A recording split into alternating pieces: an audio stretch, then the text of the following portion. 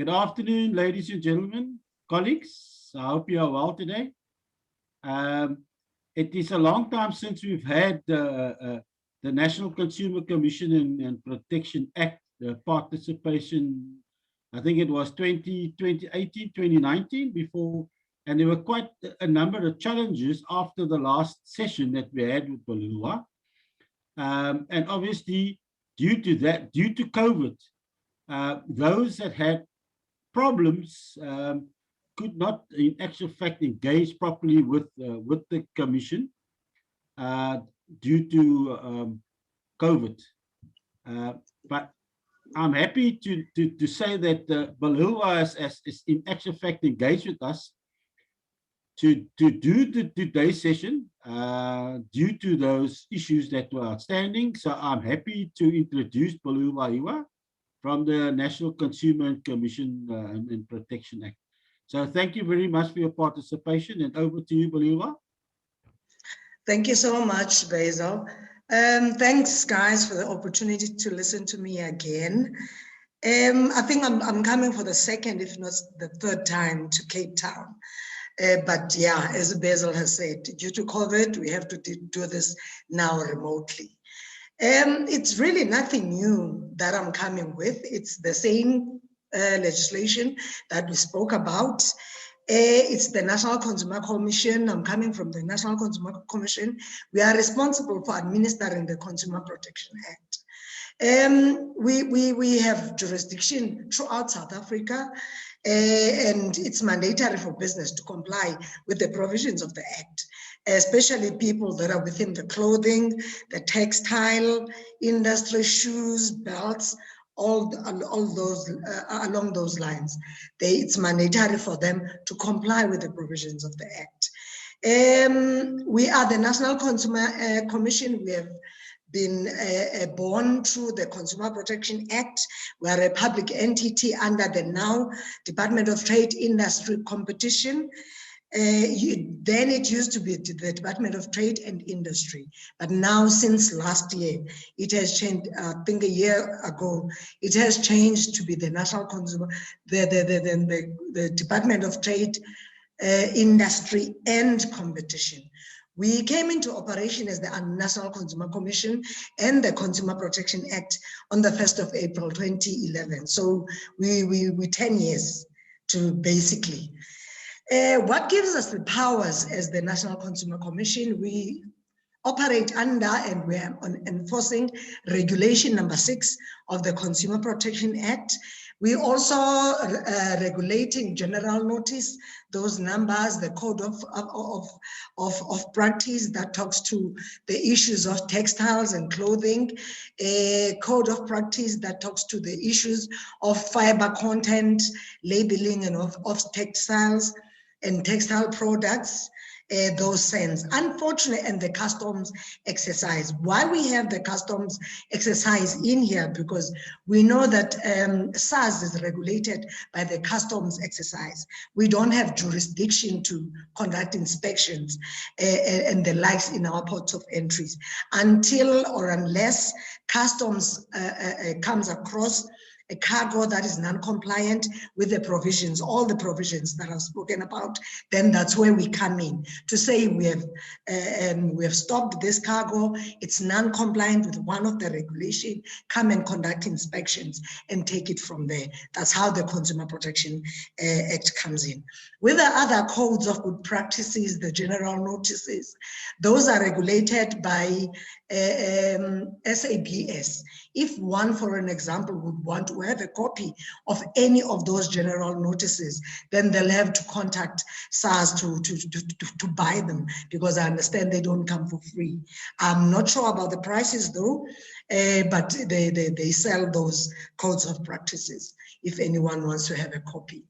What is this legislation about? It obviously talks about import restrictions. We don't talk about export because we can't regulate for another country. We only concerned about goods that comes to South Africa only. The campaign is linked to information to say we want to make sure that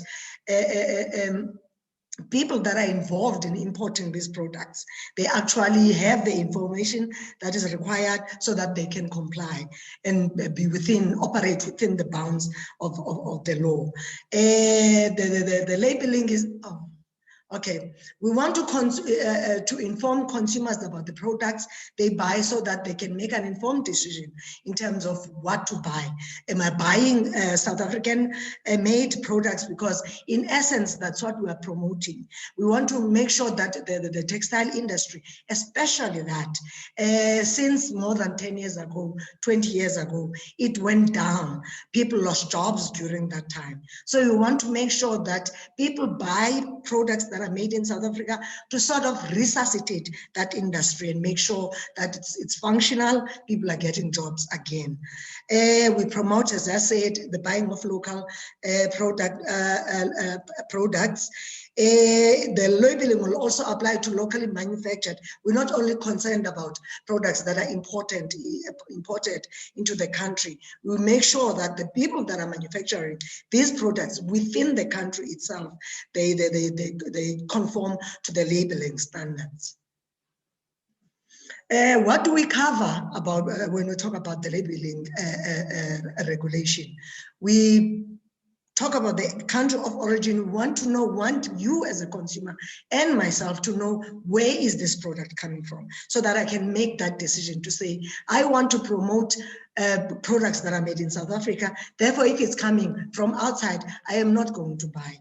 We promote care labeling to make sure that once you buy this product, you know exactly how to care for it so that you can get value for money.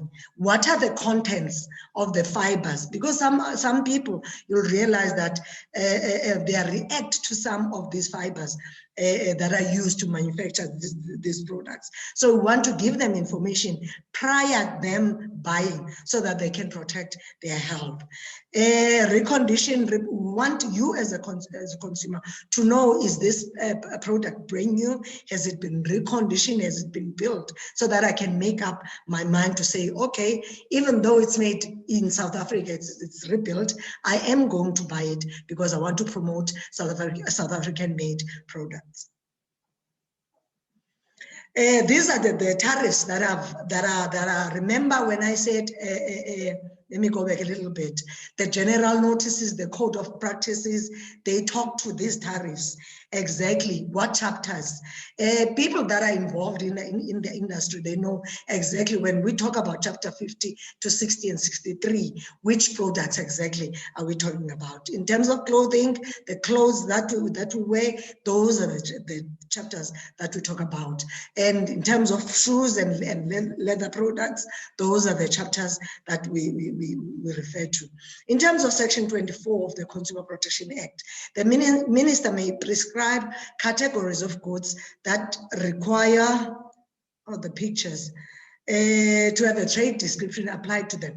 This is exactly what the minister came up and said, according to, when we talk about textiles, this legislation talks to those chapters. Continuing with Section 24 of the Consumer Protection Act, the regulation, as I said, it prohibits importation or sale of goods they're specified with its clothing, your textile, and your leatherware, on all those schedules, to indicate in them where is the product coming from. Is it coming from South Africa? If that is the case, it must say made in South Africa. If it's coming from China, it needs to say made in China. If it's made in South Africa from important material, the raw product that came into the country, it needs to indicate it's made in South Africa, but it's made from material that is not coming from within the country. It has to conform to the national standards for fiber and K labeling, so that I know. Remember when I said you need to know what fiber is it made of to protect yourself, K, so that you can get value for your money. If they have been rebuilt, reconditioned, whether it's in South Africa or whether it's outside, the labeling must indicate exactly so that I can know in advance that they have been reconditioned or they've been remade in South Africa. If the goods have been wholly assembled or made in the Republic, the trade description must be applied to them. Conspicuous, it must be seen that the product is made in South Africa. In relation to what is excluded when we talk about now the fiber content, the K labeling, the country of origin, imported goods cleared prior 2007, before the legislations came into operation. Goods for export, as I said, we can't regulate for other countries. Cleared goods that are cleared in transit to destinations outside SACU, then we can't, those products are actually excluded from compliance with the country of origin labeling. Exemptions, there will be no exemptions from labeling for goods that are coming into the country and for goods that are made in South Africa, irrespective of whether it was made from whatever country. But then the labeling must indicate where it's made, how do I care, and all those stuff. It will apply to new and second-hand goods for domestic sale. As I said, remember, some of these products that come through the country are second-hand products. I need to know if I buy second-hand products, how do I still maintain the standard of the product? How do I still care for the product? Re-imported goods for domestic sale. Sometimes we would manufacture fabric and would import it maybe to Swaziland or whatever the country may be. And then if it comes back and now as a product, as a shoe, for an example, or as clothing, the legislation applies. Goods cleared ex-warehouse, then the legislation applied. Locally manufactured, without saying, it needs to apply. Now, what is our responsibility as the National Consumer Commission in relation now to the country of origin? We are responsible for the enforcement of the Consumer Protection Act, and because the labeling requirements form part of the regulations of the Consumer Protection Act, then we have to ensure that we enforce. How do we enforce?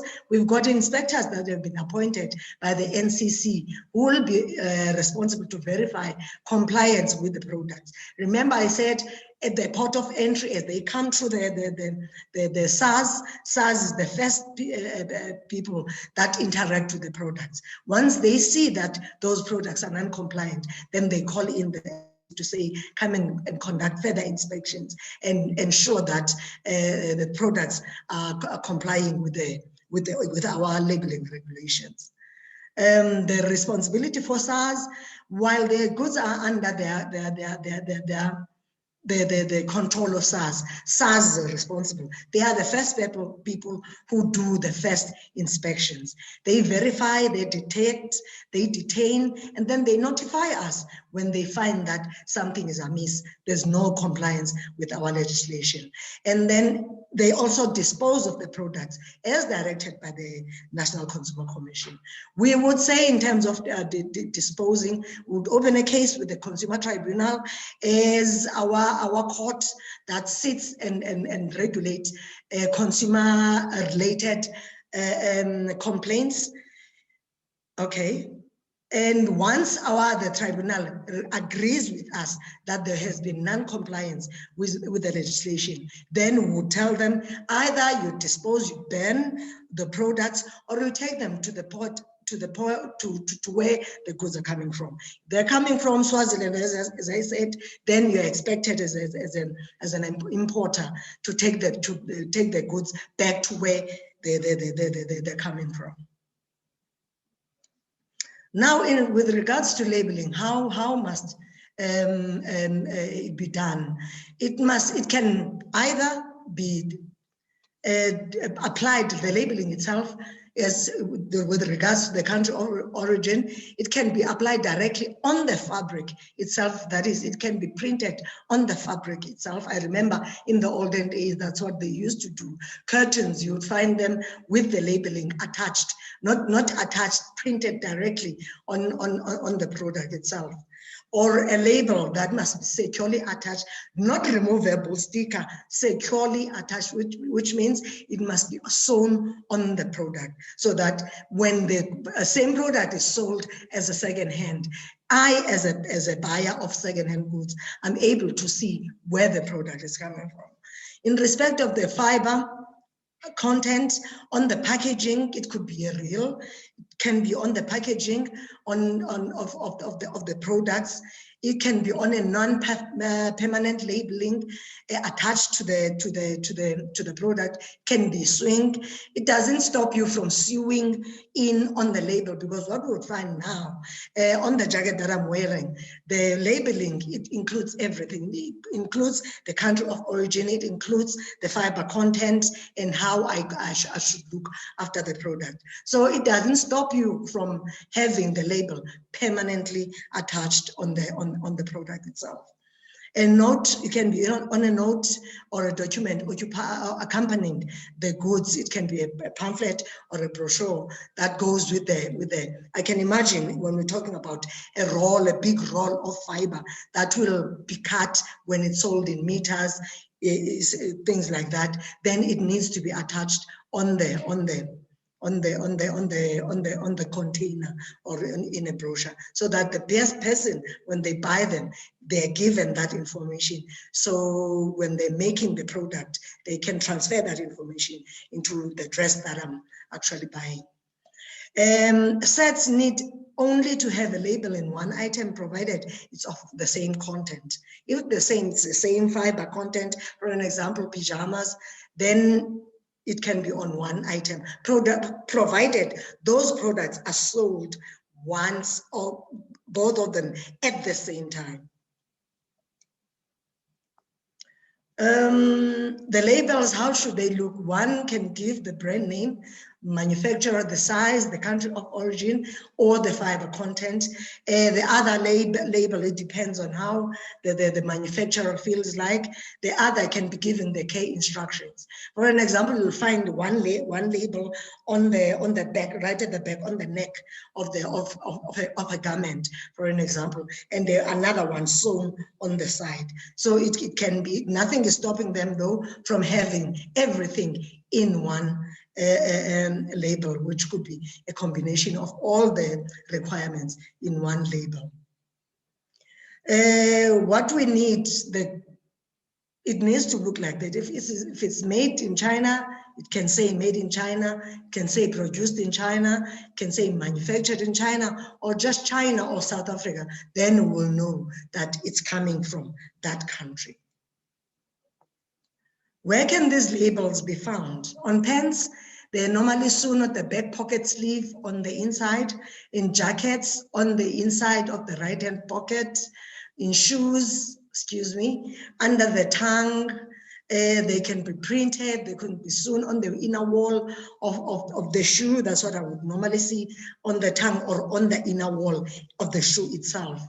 In underwears, at the back, in the center of the ribbing, they can be sewn into the inside of the side seam in relation to shirts. Because it's a piece of legislation, it comes with fines and penalties whenever we find non-compliance. When we're saying non-compliance with the notice is a criminal offense, any person found guilty of an offense except Section 5 will be liable. In the case of a first conviction, it's 5,000. This is per garment, per item, not for the whole consignment. In the case of repeat offenders, it can be 10,000 for one item. Can you imagine? And a small item, as small as an underwear, for an example, is it really worth to pay 10,000 if you are a repeat offender? Any person convicted in terms of Section 5 shall be can see, to imprisonment for a period of not exceeding 6 months. It can either be both, a penalty, depending how many times you've violated the legislation and the regulations. The court may, in addition to any penalty which it may impose,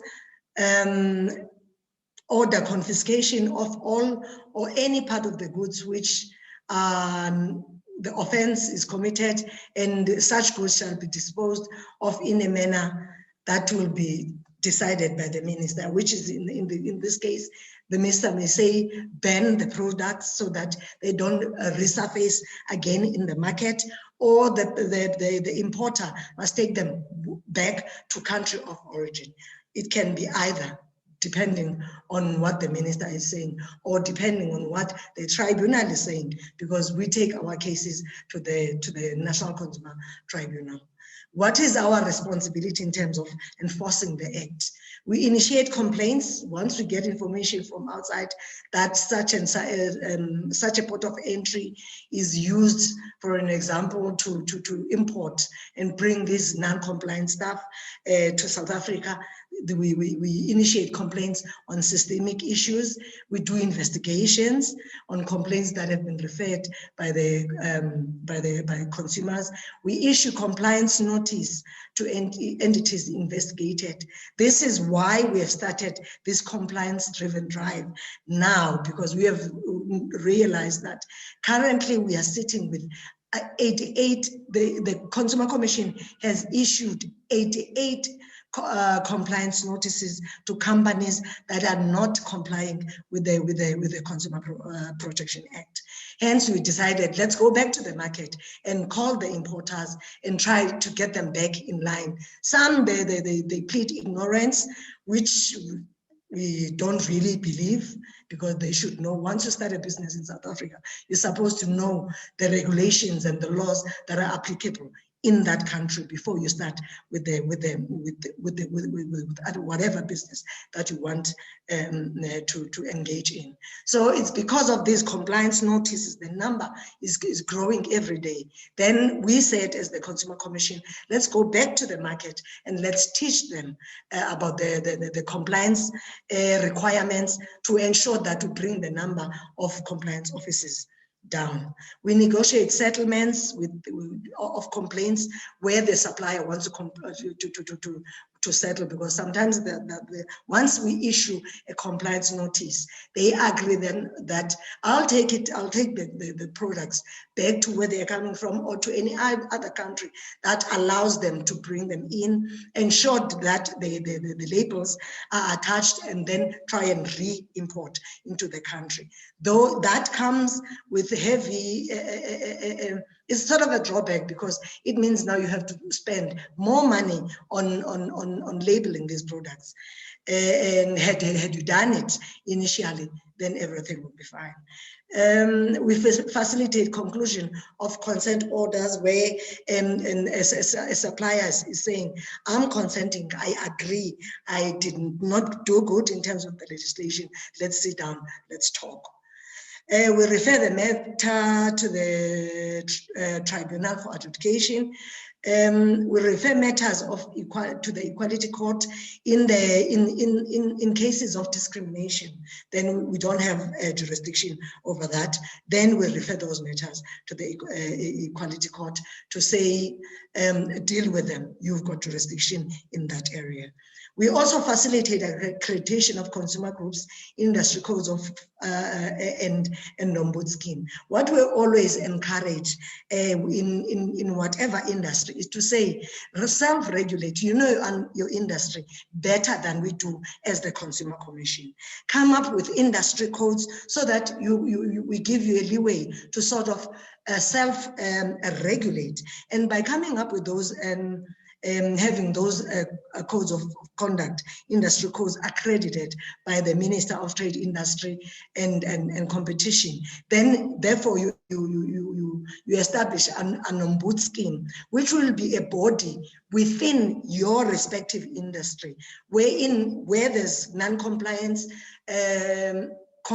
consumers can take those complaints, SARS can take those complaints to that ombuds scheme so that they can sort of sit down and decide what happens in such a case to allow you to self-regulate. Because we understand as the National Consumer Commission, we're not specialists in all the industries. So by coming up with industry codes, it gives you freedom to regulate yourselves within their specific industry and come up with penalties that will be applicable within your specific industry.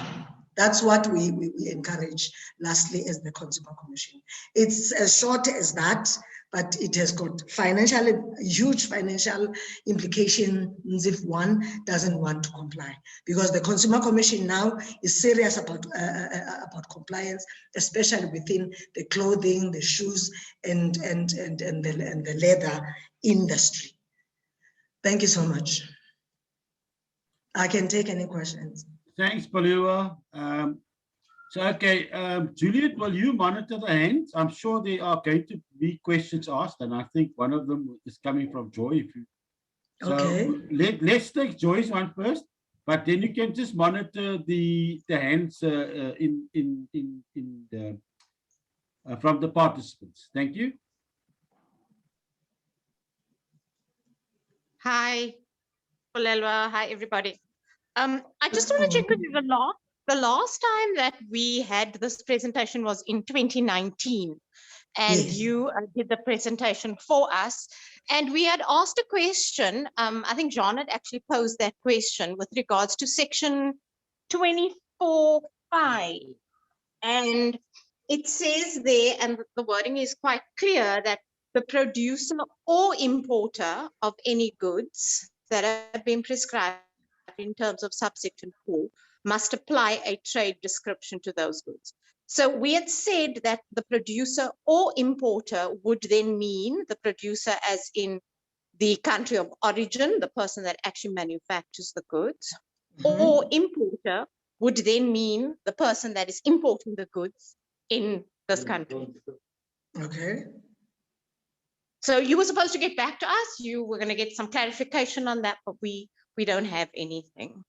You know what? He sent a list of questions that we sent to our legal department because we don't answer those questions ourselves. We sent those questions. I remember, I can't remember the guy's name. He was a male. That's one thing I remember. He sent a list of questions and we forwarded those questions to our legal department to answer to those questions. It's a pity I didn't follow it up to say whether they responded, because it is their responsibility to issue advisory opinions to whoever throws in questions to the Consumer Commission. So it could be, I am not sure, it fell between the cracks. Yeah, I definitely think it has, because I haven't seen a response, and I think Basil, you can say the same. Okay, you know what I'm going to suggest you do. Basil, you can send all the questions that you have that I won't be able to answer, if there are any that I won't be able to answer today, to Basil. Basil can send them to me. When I send them to the legal department, I'll CC Basil so that we both can follow it up with the legal department to say, have you responded and what were the responses? Thank you. I commit myself to doing that going forward. Thanks, Palilwa. But in the interim, can you answer that question, whether it's the importer or the producer? So hypothetically, a consignment arrives in Cape Town that's got no labels on, but the importer is sitting with the labels. Will that be permitted?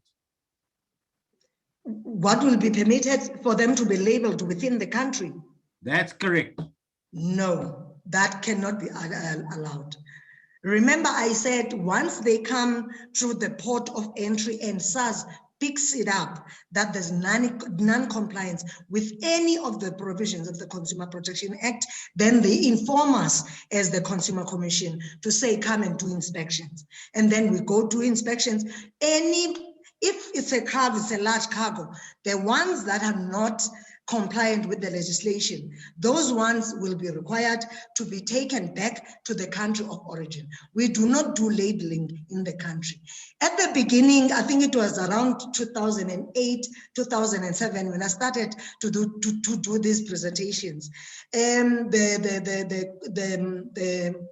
the commission would be lenient enough. It was not even the commission then, where the Office of Consumer Protection, we had not become a commission.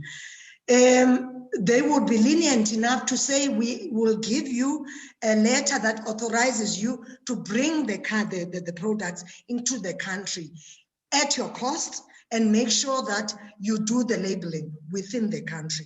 And we realize that that doesn't happen. As soon as we leave, then they start selling the products without complying with the regulation.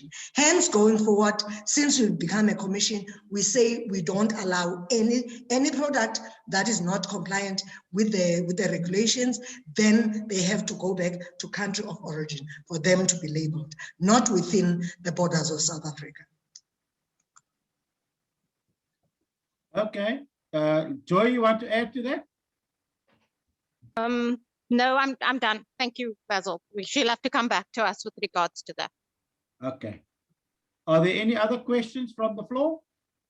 Basil, I've got a question here from someone. It says, please confirm for the importation of shoes, is a stuck-in label sufficient, or does it have to be affixed permanently? Okay, let's go back. Oh, what is this now?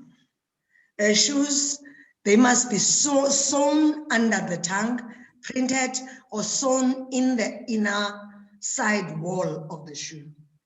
So it must be permanently labeled. Okay. Does that answer the question to the whoever wrote that question? Because that's very clear. Yes, it does. Thank you very much. Any other questions?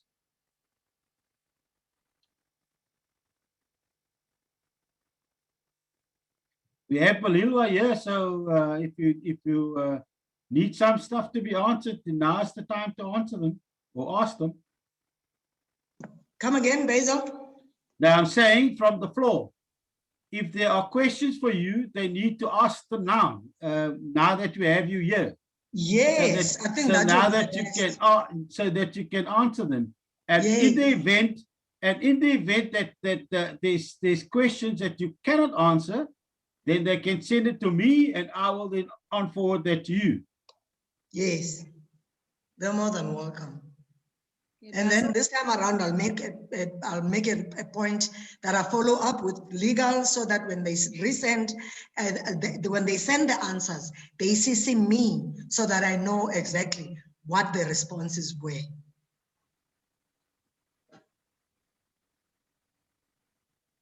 Okay, that's fine. I see there's some more in the chat. Can you just read them out, Judith? sure thing.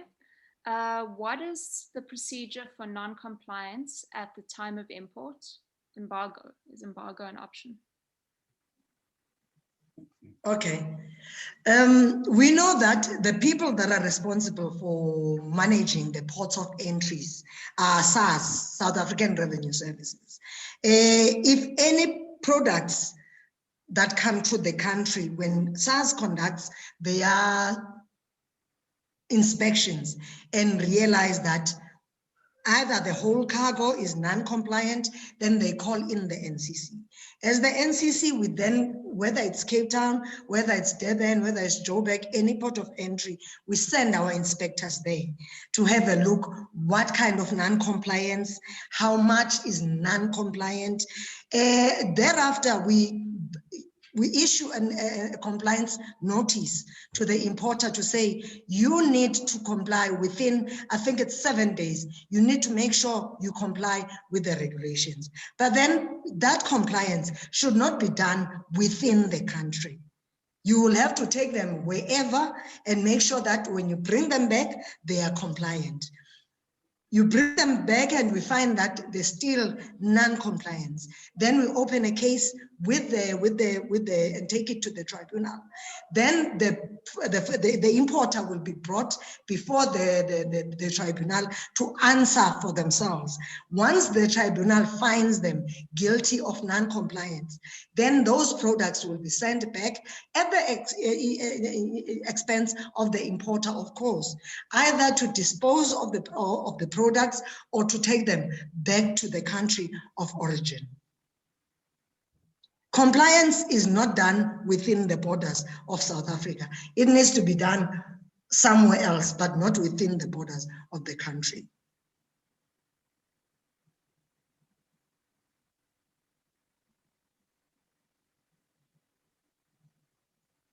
Okay, we're getting a few comments in. I think that relate to what you've just been saying now. Okay. A few questions that came before that, Basil. I'm not sure if you can also just help me field some of these. Okay, so we answered. Dewald, are you happy with your answer? Yes, I'm fine. No, I'm talking to the The person who posed the question. Yes. Yeah. Dewald, are you happy with the non-compliance at embargo? Are you happy with that? Yes. Okay, the next one is from Alison, hosiery. Acceptable on header cards or not? So we can go back. What is underwear? Underwear at the back in the center of the ribbing. Let's see what at the back in the center on the ribbing. Yes. Yeah. Does that answer your question, Alison? Addison? I'm not sure if that's possible to put it in the sock or the pantyhose. How do you do that? I can't hear the question. How do you put the country of origin into a pantyhose in the ribbing if you don't have the machinery to do a jacquard? Can you repeat the question, Juliet? I can't hear the lady. I know you've had a bit of trouble with your volume. The question was, how is it? It might not be possible if you don't have the right machinery to put it into the ribbing. That's for hosiery. That's for hosiery, pantyhose and stuff. You know what, Basil, to answer that question, this is not cut and dry. The requirement is that there must be labeling, and you must ensure that the labeling is permanently put there. That is the main requirement. If it's not possible to put it in the center on the ribbing, as long you can put it on the side, as long as when we do our inspections, we are going to find that the paint is, no matter how small, the G-string is properly labeled. That's the gist of the matter. It's the labeling. You can either sew it in, or you can write on the product itself. It can be, what is the right word? On the product itself, as long as the labeling is there and it's permanent. So this is not a cut and dry. These are examples. What we want to see when we do our inspections is to see that you are compliant with the regulation, labeling regulation. Are you happy with that, Alison? I'm not sure if you can hear me, but I will have to read the legislation to double check because it's very difficult. I don't see socks with the country of origin in the ribbing. You don't see socks with the country of origin in the ribbing. No, not very often. On my socks, the ones that I'm wearing now, they are under the feet. The labeling is under. on the foot. So hence I'm saying this thing is not cut and dry, as long as when I look at the product, I'm able to see that the country of origin is there, all those requirements are there, then it's okay. Okay. So in socks, you're saying it's in the underside of the foot. So in other words, at the bottom end. On the socks, on the ones that I'm wearing, it's under, sometimes it's on the ribbing, at the end of the socks, on the ribbing. Sometimes you find it there. Hence, I'm saying this thing is not cut and dry. If there isn't space where it's required to be put, you find somewhere else. As long as when I look at the product, I realize that it's compliant with the regulation, the country of origin is there, the care labeling is there, all that is there, then it's okay. Okay, does that answer your question, Alison? I've got the information and I will take it further. Thank you very, very much. Okay, Harold, can the presentation be made available to us? Yes, of course. I think, Belilwa, can you send the presentation to Juliet and she can forward it on to all those that's in the session? Is that all right? I can do that. Okay. The next one is from Trishan. Okay, that's the same thing. Hey, Trishan, is that correct? Do you want the presentation emailed to you? Trishan? Correct. He says correct, yes. And Okay. I will also make the recording of this available to everybody via YouTube as mentioned. Okay. Then the other one is from Rowan. Since the goods are duty paid upon importation and found after physical exam to be non-compliant, goods are then destroyed. Is there any recourse to claim the duty back on the cargo? Yes, that is a SARS issue. Okay, that's not anything to do with them. That's what I was going to say. Yeah.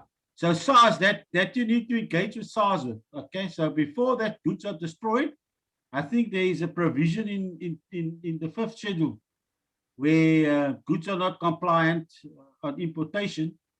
I think it's 521, somewhere around there, where you can go ahead and claim back the duty.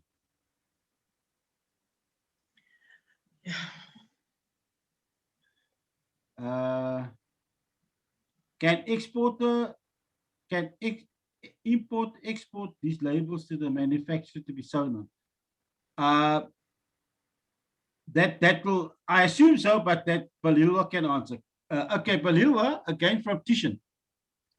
Can an importer export the labels to the manufacturer to be sewn onto the garments to be exported to South Africa? Is that acceptable? I don't see anything wrong with that, as long as the labeling is going to be the correct one. As long as they're not going to deceive people and say the goods are made in South Africa when they are not. Because that is committing an offense as well, because that's improper labeling. That's false labeling. Okay. All right. You happy, Trishan? Yes. Joy, I see your hand is still up. Is that the old or a new hand? No, it's a new hand. It's a new hand. Sorry. My apologies. I should have acknowledged it already. No, that's fine. I'm just wanting to know, how do you label pantyhose or knee-highs? Because the actual yarn doesn't allow you to label it, and you can't put you can't sew a tag onto a pantyhose. That's for the ladies to answer. Exactly. Okay. Yes. Do they form part of these categories? Yes, they would. They would, because it's hosiery. It's part of hosiery. Okay. I don't even have, I can't remember the last time I saw a pantyhose. Okay, you know what? That is one of the questions that you can send to Basil, and we'll send it to our legal department. because we need to see if it's a clothing, it's categorized as clothing, does it fall within those specific chapters? Because when we talk about in each category, we're saying textiles, chapter 50 to chapter 60 and 63, which means whatever falls within chapter 62 is not part, is not record, it's not required to comply with the legislation. Hence, I'm saying then it would need us to go back to the chapters, whether to see pantyhose fall within chapter 62, 61, 62, and 65. Because if it doesn't fall within those chapters, then there's no need. It's not a requirement that they be labeled to they comply with the country of origin and all those requirements. You understand? Hence, I'm saying you can send that question to us, then we'll go back to the chapters and see if it falls within those categories. Okay, fine. Thank you. Thank you. I don't see anything further in the chat. Is that it, ladies and gentlemen? If not, thank you very much for your attendance, and thank you, Balilwa, for making the time again to come or to chat to us regarding the Consumer Commission and the Act. Very, very well informed. I think, yeah, any questions that burning questions, then they will send it to us and we will forward it on to you. Okay.